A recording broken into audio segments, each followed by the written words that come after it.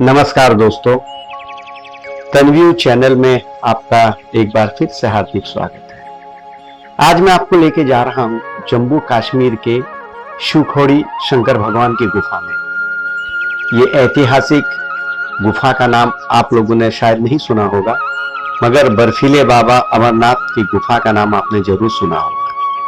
कहते हैं कि जिस गुफा में मैं अभी आपको लेके जा रहा हूँ शिवखोड़ी के, वहीं से एक जमाने में साधु संत लोग अमरनाथ की गुफा के लिए जाते थे। 150 किलोमीटर लंबी गुफा है, मगर आम जनता के लिए सिर्फ 200 मीटर ही खोली गई है। 200 मीटर जाने के बाद हम लोगों को शंकर भगवान की पिंडी के दर्शन होते हैं। तो इस गुफा के बारे में मैं आगे आपको बताऊंगा। चलो चलते हैं शिवखोड़ी। अब आप यहाँ कैसे आए? हिंदुस्तान के हर कोने से जम्मू कश्मीर, जम्मू स्टेशन तक ट्रेन आती है। वहां से आप कटरा के लिए ट्रेन पकड़ लीजिए या बस पकड़ लीजिए। आपको ऑर्डिनरी बस 80 से 100 रुपये में और एसी बस 250 रुपये तक मिल जाएंगी। 45 किलोमीटर सफर तय करने के बाद आप कटरा आएंगे। वहां से कुछ लोग माता रानी के दर्शन के लिए पहाड़ चढ़ते हैं। कुछ लोग पहले बस करके वहां से जो शिवखोड़ी है, तो रणसू एक कस्बा आता है, रणसू एक गांव आता है, रणसू गांव तक बस जाती है। तो वहां से आप बस में या टैक्सी करके आप रणसू आ जाइए। वहां से आपको कुछ 3.5 किलोमीटर चढ़ाई करनी पड़ती है। और रणसू में ही एक चेक पोस्ट है जहां आपको कार्ड पास बनाना पड़ता है। अपना आइडेंटिटी कार्ड दिखा के कुछ पास बनाइए। वहां से आप 3.5 किलोमीटर ऊपर चढ़ाई करके आप पवित्र गुफा में पहुंचेंगे शंकर भगवान की। शिवखोड़ी जाने के लिए आपको कटरा से लगभग 80 किलोमीटर की यात्रा तय करनी पड़ेगी। वहां के बस डिपो से आपको 200 सवा 200 रुपये में आराम से ऑर्डिनरी बसें मिल जाएंगी जो शिवखोड़ी जाएंगी। और अगर आपको टैक्सी या ओला करना है तो कुछ 2200 से 2500 रुपये तक आपको टैक्सियां मिल जाएंगी। उसमें आप आराम से शिवखोड़ी जा सकते हैं। लीजिए दोस्तों, हम लोग रणसू गांव पहुंच गए। यहाँ पर बस खत्म हो जाएगी। लगभग 78 किलोमीटर हमने पार कर लिया है। और यहाँ से अब हम लोग बैटरी कार पे जाएंगे। शेयरिंग जाएंगे तो 10-15 रुपया लेते हैं। अब पूरी अगर तुम्हारा ग्रुप है तो पूरी बैटरी कार बुक कर लेंगे तो 100 सवा 100 150 रुपये तक मांगते हैं। वो 100 सवा 100 में मान जाते हैं। तो वहां से वो लोग आपको बेस कैंप, जहाँ से हमको पास बनाना है, पास बना के जहाँ से हमको अंदर एंट्री करनी है, 3.5 किलोमीटर पैदल जाना है, वहां तक हमको बैटरी कार छोड़े। ये लीजिए, आते ही नाग बाबा के दर्शन भी होगी। जय भोलेनाथ।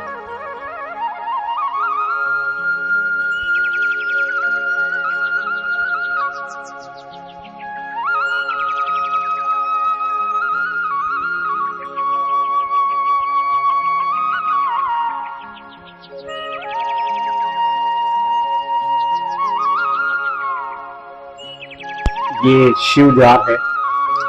बस इस शिव द्वार से ही हमको सिक्योरिटी को अपना पास दिखा के अंदर प्रवेश करना है।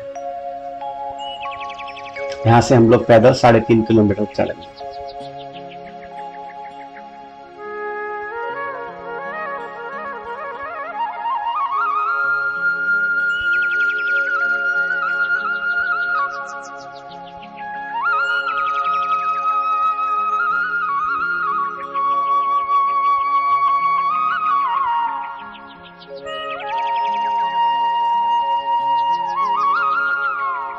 ये यहाँ आपको एंट्री पास मिलेगा, फ्री है। तो अगर अपने कुछ आइडेंटिटी कार्ड दिखा के और अगर ग्रुप है तो आदमी बता दी कि इतने लोग हैं करके, एक ही पास में सबको एंट्री मिल जाएगी।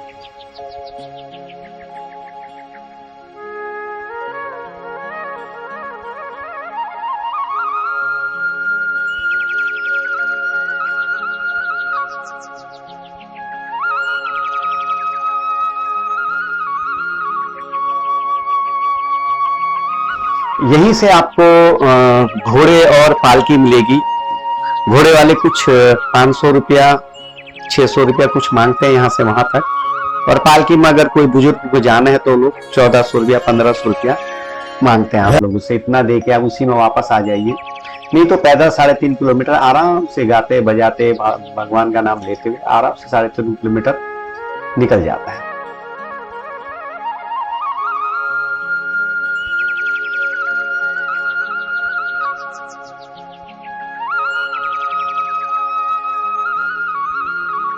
दोस्तों, अंदर गुफा के अंदर कोई भी इलेक्ट्रॉनिक चीज़ें अलाउ नहीं है, जैसे कैमरा, मोबाइल।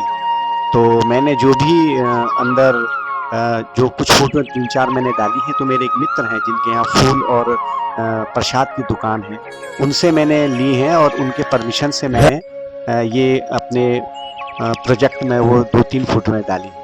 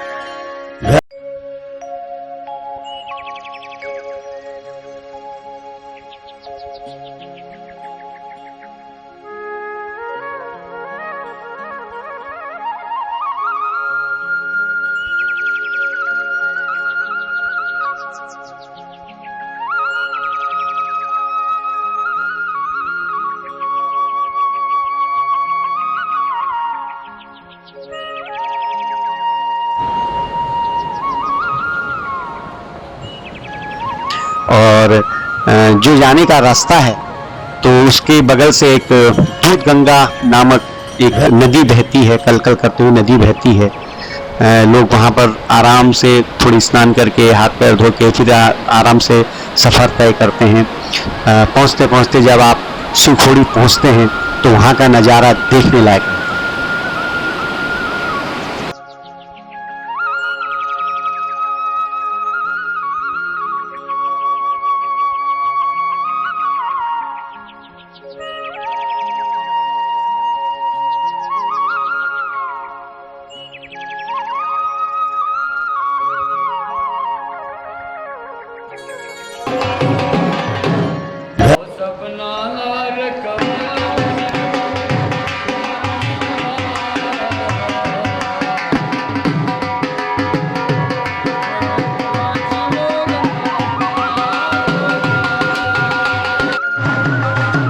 ये रास्ते में रुक रुक कर जो ढोल बजा रहे हैं, ये अरदास करते हैं, आप पैसा दीजिए इनको, ये आपके बुजुर्गों के नाम से, आपके बच्चों के नाम से, आपके पुरखों के नाम से अरदास करते हैं शंकर भगवान को। तो ढोल बजाइए, अपने बाजा बजाइए, कहते हैं ना बाजा बजवाए, तो बाजा बजवाइए अपने बच्चों के, बुजुर्गों के नाम से। इनकी रोजी भी चलती है और अरदास भी होती है।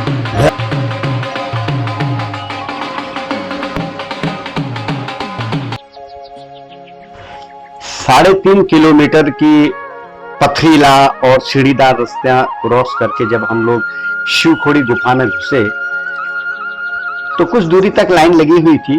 गुफा के चारों तरफ दीवारों में पानी टपक रहा था। गुफा के पत्थरों में कई प्रकार की आकृतियां बनी हुई थी, कहीं गणेश जी की, कहीं नंदी गाय की, कहीं पर शेषनाग की, कई तरह की आकृतियां, आप जिस हिसाब से उसको देखो उस हिसाब से उनकी आकृतियां दिख रही थी।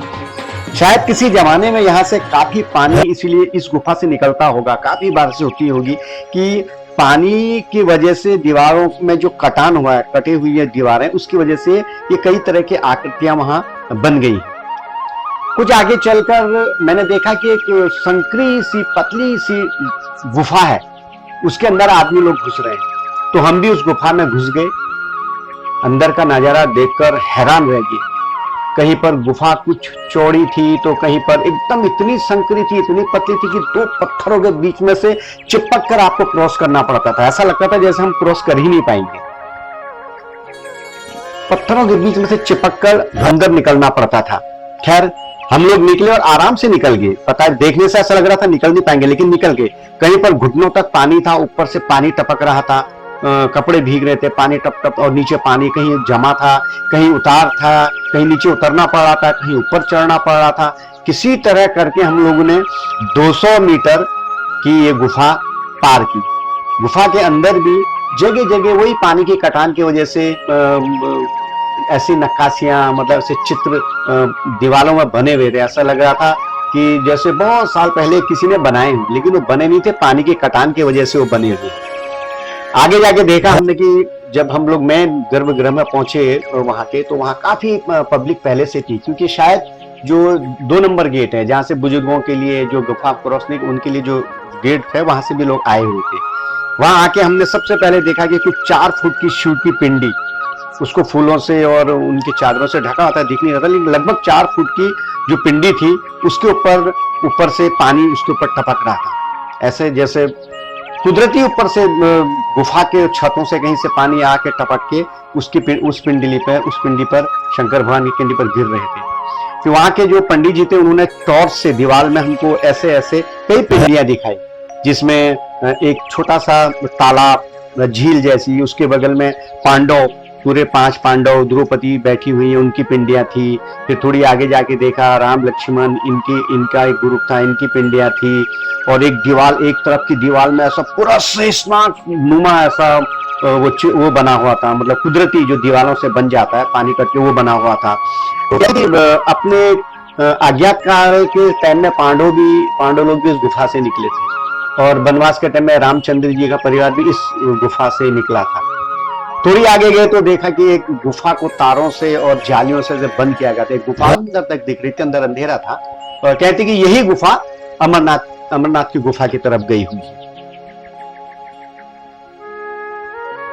मंदिर में सुबह से लेकर शाम तक भंडारा चालू रहता है। आराम से भक्तगणों को कोई खाने की कोई परेशानी नहीं होती। जब तक मंदिर खुला रहता है तब तक भंडारा आपका चालू रहता है। इस प्राचीन गुफा के बारे में जो कहानी प्रचलित है वो कुछ इस प्रकार है, मैं आपको बताता हूँ। प्राचीन काल में एक राक्षस ने हिमालय के इस पहाड़ में शिव की घोर तपस्या की थी। उसकी तपस्या से खुश होकर शंकर भगवान प्रकट हुए और उन्होंने कहा कि तू एक वरदान मुझसे मांग सकता है। उस राक्षस ने शंकर भगवान से कहा कि प्रभु, अगर आप मुझे वरदान देना ही चाहते हैं तो एक ऐसा वरदान दीजिए कि मैं किसी के सर पर हाथ रखूंगा तो वो भस्म हो जाए।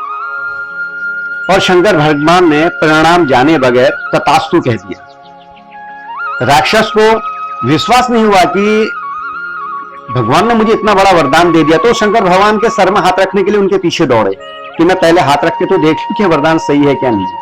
तो रास्ते में जितने भी उनके गण, उनके राक्षस गण थे, शंकर भगवान के जो शिष्य थे, गण लोग थे, उनके सर में हाथ रखता हुआ गया। सब खत्म होते गए। तो जाते जाते शंकर भगवान अपने परिवार को लेके एक पतली सी इस गुफा में घुस जाते हैं, जिसमें आज हम लोग आए हुए।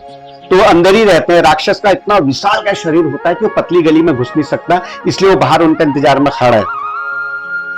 विष्णु भगवान को जब ये कहानी मालूम चलती है तो वो उनकी शंकर भगवान की रक्षा के लिए सोचने लगे, विचार करने लगे मैं क्या करूं। तो एक खूबसूरत महिला मोहिनी का रूप धारण करके उस पहाड़ में आए और इतना रिझाया, उस राक्षस को इतना रिझाया कि उसको मजबूर कर दिया कि उसने अपना ही हाथ अपने सर पर रखा और वो भस्म हो गया। तब से इस राक्षस का नाम भस्मासुर पड़ा और इस गांव का नाम रणशु पड़ गया। और कहते कि बाद में शंकर भगवान उसी गुफा से आगे जाकर अमरनाथ की गुफा में निकले अपने परिवार को लिए। तो यहाँ की एक छोटी सी कहानी है। जाते टाइम एकदम साफ था, और जब हमने दर्शन किए और दर्शन करके जब रिटर्न आ रहे थे, जब हम लोग भंडारा खा रहे थे, दर्शन करने के बाद जब हम लोग भंडारा खा रहे थे तो उसमें बहुत तेज बारिश आई, खतरनाक बारिश आई। तो हम लोग बहुत डर गए। मैं आपको कुछ फोटोग्राफ्स दिखाता हूं। जो जाते टाइम नदी कितनी साफ थी और आते टाइम देखो कैसी मटमैली मिट्टी वाली होगी, कितना डरावनी बारिश आई, बहुत खतरनाक बारिश आई। खैर बहुत अच्छे दर्शन हमारे हो गए। चलिए अब मुझे इजाजत दीजिए, फिर मिलूंगा किसी नई जगह नई कहानी लेकर। आपसे निवेदन है, किसी भी दार्शनिक स्थल में आप जाते हैं, किसी देवभूमि में आप जाते हैं, तो प्लीज प्लास्टिक के रैपर, प्लास्टिक की बोतलें, कचरे के डब्बे नहीं जाइए, गंदगी मत फैलाइए। अपना खूब ध्यान रखिएगा, स्वस्थ रहिएगा, मस्त रहिएगा। फिर मिलता हूं। जय महादेव।